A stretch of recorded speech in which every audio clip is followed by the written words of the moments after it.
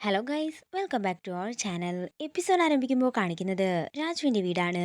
കൊച്ചമണിയും മറ്റുള്ളവരും കൂടി ഓരോരോ കാര്യങ്ങൾ പറഞ്ഞുകൊണ്ടിരിക്കുമ്പോഴാണ് മദ്യപിച്ച് ബോധമില്ലാതെ അങ്ങോട്ടേക്ക് ജയൻ കയറി വരുന്നത്. ജയേട്ടൻ എന്നെ ഇവരുടെ മുമ്പിലൊക്കെ വെച്ച് നാണം കെടുത്തുകയാണോ എന്ന് പ്രിയ ചോദിക്കുമ്പോൾ വിഷമം കൊണ്ട് കുടിച്ചു പോയതാ മോളെ എന്ന് ജയൻ പറയുന്നു. ഒരു മഹാലക്ഷ്മി ആയിരുന്നു എന്റെ കയ്യിൽ വന്നത്. മഹാലക്ഷ്മി എന്ന് പറഞ്ഞാൽ ധനലക്ഷ്മി തന്നെ. അതെല്ലാം ചില കീടജന്മങ്ങൾ തട്ടിയെടുത്തില്ലേ എന്ന് ജയൻ പറയുമ്പോൾ തട്ടിയെടുത്തെങ്കിൽ കണക്കായി പോയെന്ന് കൊച്ചമ്മണി പറയുന്നു. ഇവൻ എന്തൊക്കെ പിച്ചുമ്പയുമാണ് ഈ പറയുന്നതെന്ന് രാധമ്മ ചോദിക്കുമ്പോൾ ആർക്കറിയാമെന്ന് വേണുവും പറയുന്നു. അതേസമയമാണ് രാജു വീട്ടിലേക്ക് വരുന്നത്. എന്താടാ എന്ത് പറ്റിയെന്ന് വേണു ചോദിക്കുമ്പോൾ എന്താ രാജു എന്തോ പ്രശ്നമുള്ളതുപോലെ ഉണ്ടല്ലോ എന്ന് ഋതികയും ചോദിക്കുന്നു. കുട്ടികൾക്ക് വിതരണം ചെയ്യാനുള്ള ലാപ്ടോപ്പിന്റെ കാര്യം ഞാനിവിടെ പറഞ്ഞത് നിങ്ങൾക്ക് ഓർമ്മയില്ലേ?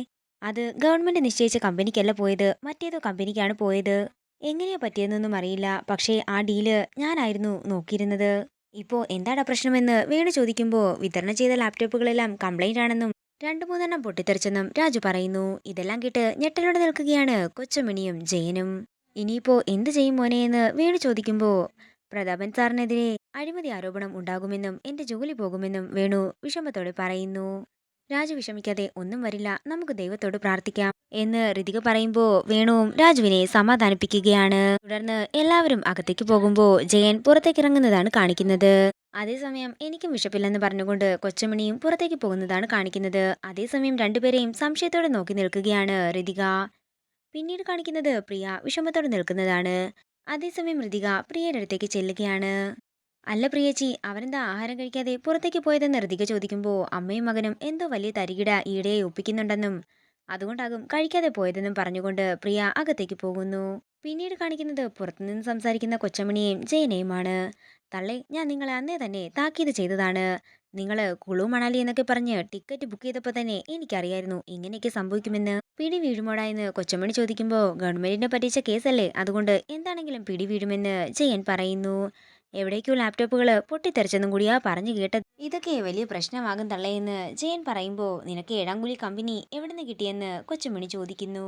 തുടർന്ന് കൊച്ചുമണി പറയുകയാണ്, എന്തെങ്കിലും പ്രശ്നം വന്നാലേ നീ എല്ലാം ഏറ്റെടുത്ത് ജയിലിൽ പോയാൽ മതി. ഞാൻ ടൂറൊക്കെ പോയിട്ട് പതിയെ അങ്ങോട്ടേക്ക് എത്തിയേക്കാം. അതേസമയം അവരുടെയൊക്കെ സംസാരം മറഞ്ഞെന്ന് കേൾക്കുകയാണ് ഋതിക.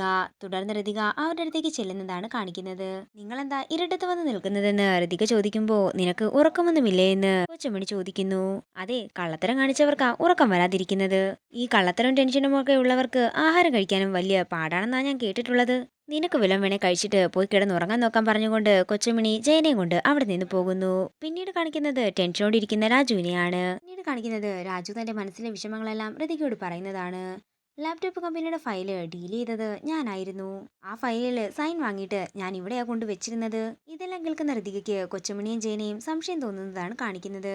ഈ കാര്യത്തെ ചൊല്ലി രാജു എന്താണെങ്കിലും ഇനി ടെൻഷൻ അടിക്കണ്ട, ഇതിനുള്ള പരിഹാരം ഞാൻ തന്നെ കണ്ടെത്തിക്കൊള്ളാമെന്ന് ഋതിക പറയുന്നു. അല്ല, പിറന്നാളായിട്ട് ഞാൻ രാജുവിന് സമ്മാനമൊന്നും തന്നില്ലല്ലോ എന്ന് പറഞ്ഞുകൊണ്ട് രാജുവിന്റെ നെറ്റിയിൽ ഒരു ഉമ്മ കൊടുക്കുന്ന ഋതികയാണ് കാണിക്കുന്നത്. പിന്നീട് കാണിക്കുന്നത് ഋതിക അടുക്കളയിലേക്ക് ചെല്ലുമ്പോൾ തന്റെ മനസ്സിലെ വിഷമങ്ങളെല്ലാം രാധമ്മ ഋതികയോട് പറയുന്നതാണ്. തുടർന്ന് ഋതിക പറയുകയാണ്, രാധമ്മ എന്താണെങ്കിലും ഒന്നുകൊണ്ടും വിഷമിക്കണ്ട, ഈ പ്രശ്നത്തിനുള്ള പരിഹാരമെല്ലാം എനിക്ക് കണ്ടെത്താൻ സാധിച്ചിട്ടുണ്ട്. രാധമ്മ സമാധാനമായിട്ടിരിക്കാൻ പറഞ്ഞുകൊണ്ട് രാധമ്മയെ ആശ്വസിപ്പിക്കുന്ന ഋതികയെ കാണിച്ചുകൊണ്ട് ഇന്നത്തെ എപ്പിസോഡ് ഇവിടെ തീരുകയാണ്.